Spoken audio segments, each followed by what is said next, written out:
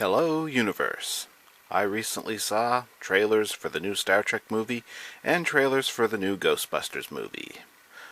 The Ghostbusters trailer was probably worse. But anyway, here I am, sitting in a car with Shadow, about to talk about my opinions on, well, new movies of Star Trek and Ghostbusters. Why would he just be so rude? I mean, I know that some people have irritable bowel syndrome. Do you think he has that, or like, why would he do that? I think he's just an irritating asshole. I don't think he has irritable bowel syndrome. He just decided to barge in front of me. Oh, hello. Welcome to another video.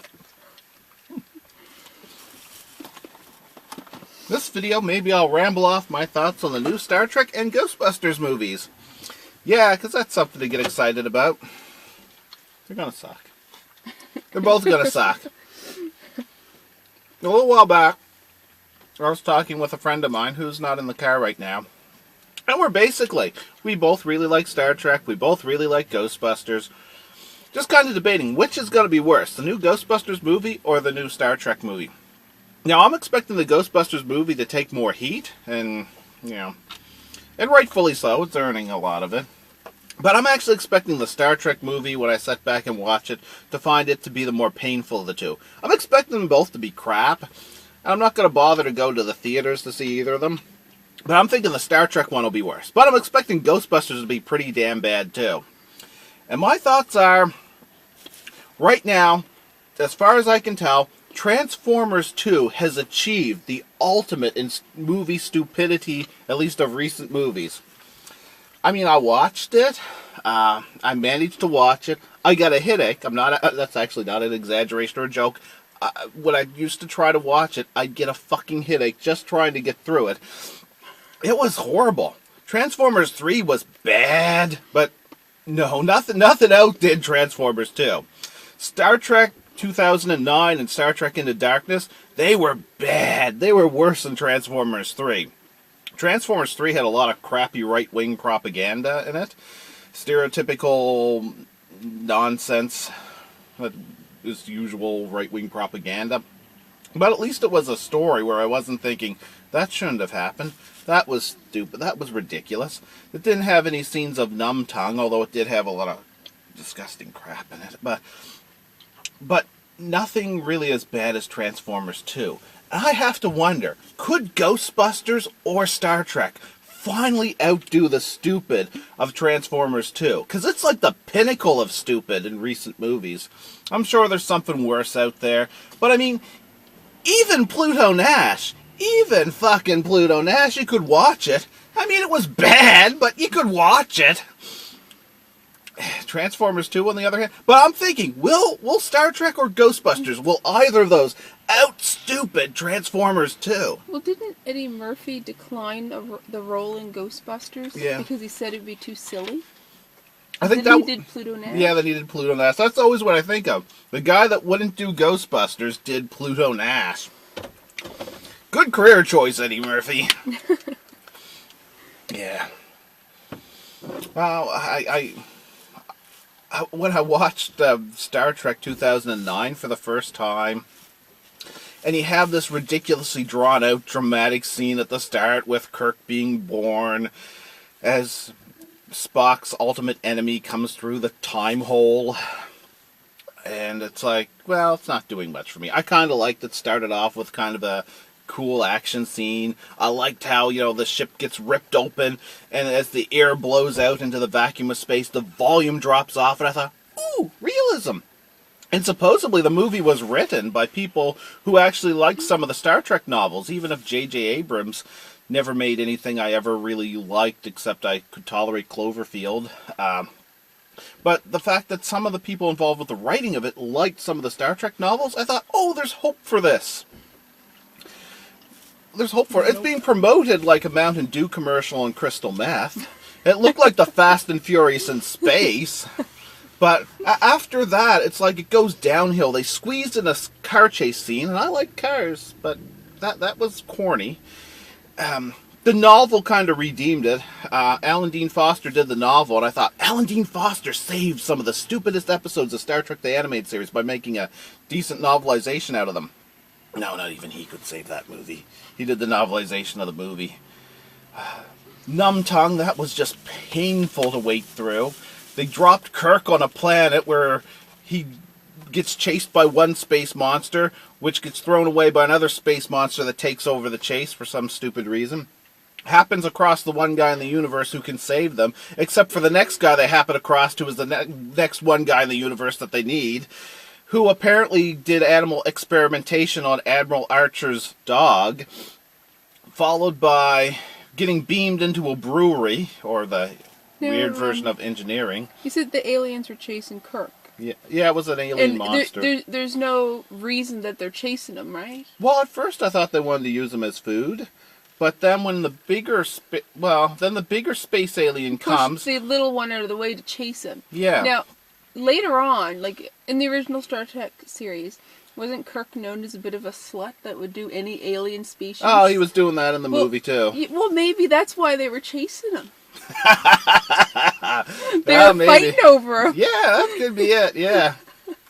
Luckily, Spock was there, old Spock from the Prime Universe, with a torch to scare them away. Yeah, because that's going to scare aliens like that. And then they get to the point where at the end they're trying to escape a black hole, and the warp drive's not working. Their faster than light drive isn't escaping the black hole. You know, this object that has such strong gravity that it pulls in anything that is not going faster than the speed of light, or at least if you're close enough, you're at the event horizon. So they eject the warp core and ride the shock wave away from the black hole. They ride an explosion away from a black hole. When they're so close to the black hole, not even a faster-than-light drive can escape the black hole.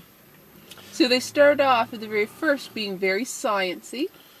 For a minute. That didn't last long. And then everything else is just nonsense. At the end they ride the explosion. And then at the very end of it, Kirk, who was basically nearly flunking out of Starfleet Academy, who helped on this mission. Turns out, he's good at kicking ass, apparently, because he helped beat a space alien that destroyed Vulcan, the oldest and most advanced, or at least most advanced founding member of the Federation, got destroyed. But he managed to get in there and save Earth at the last second, so they award him with command of a starship. He's not even at the rank of ensign. He was borderline being kicked out of Starfleet Academy. Hell, by the way, here's this reckless. Yeah, here's this big, powerful starship with incredibly powerful phasers and armed with armed with photon torpedoes.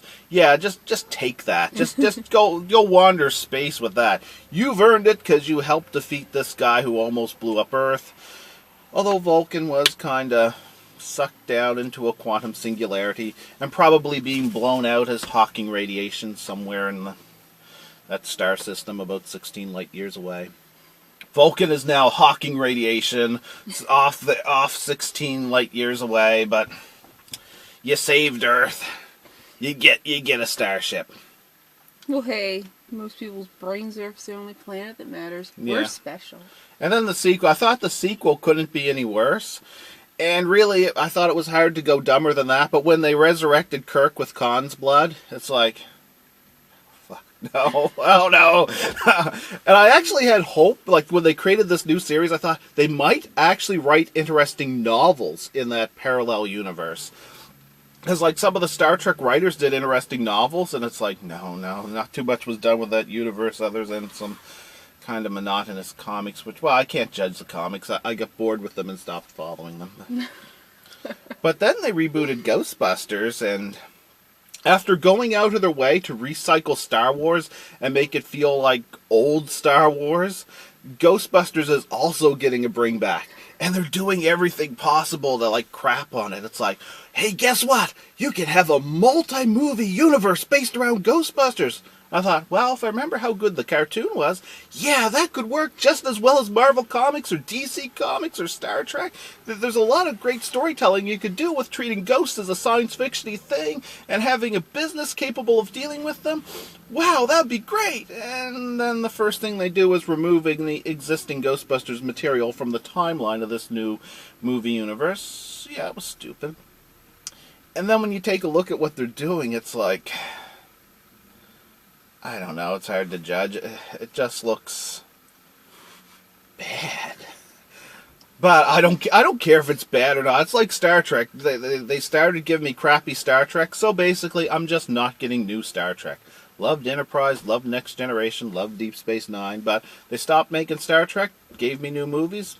That's not really good Star Trek, so I might as well just sit back and laugh at how bad it got. I'll do the same with Ghostbusters.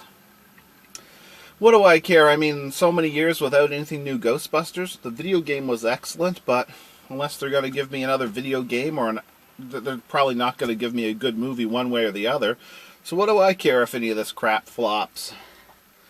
It's just an amusement to me to see how bad this crap can get.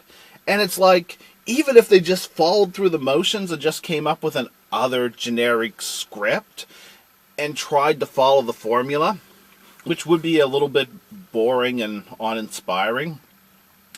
Even if they did that, at least they wouldn't be defecating over the source material. Like, at least they just wouldn't be just shitting all over the existing franchises by just deciding it doesn't matter how stupid something is. Well, that's just my thoughts. Ghostbusters and Star Trek went down the toilet. Hey, they did the same thing to Sonic the Hedgehog. My 3 favorite franchises went down the toilet. It's probably a good thing you don't talk about anything else you like. They might kidnap that and... Yeah, what do I care? And that was kind of funny. I wasn't that into X-Files, but I really enjoyed when they brought the X-Files back. Yeah. I thought it was kind of funny in one of the videos by... Was it Film Theory or Game Theory? It was Game Theory. They did a video... They had a reference to bringing back things from the 90s as if it was a cash grab to get nostalgia. And then they had a picture of Scully and Mulder, like the X-Files was the commercial cash grab that they finally brought back X-Files for a six episode miniseries. And I was like, okay, how can you think of X-Files as a cash grab when we just spent how many months with Star Wars makeup commercials? There's Star Wars shit on every cereal box. I mean, holy fuck. I mean, it's not like you're getting a box of Shreddies with Mulder's face on it. It's I don't mind Star Wars. I kind of liked it, especially the expanded universe they did away with. What'll be worse? The third new Star Trek movie or the Ghostbusters movie? I don't know. But hopefully you found some enjoyment in this video, and if so, hopefully you'll check out some more of my videos.